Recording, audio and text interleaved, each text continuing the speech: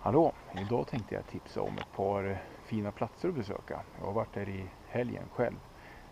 Den först ut är ön i Hedesunda. Det är en långsmal ö som är en ås egentligen som korsar rakt över Dalälven. Det är en väldigt fin körväg om man vill passera Dalälven. Det rekommenderar jag.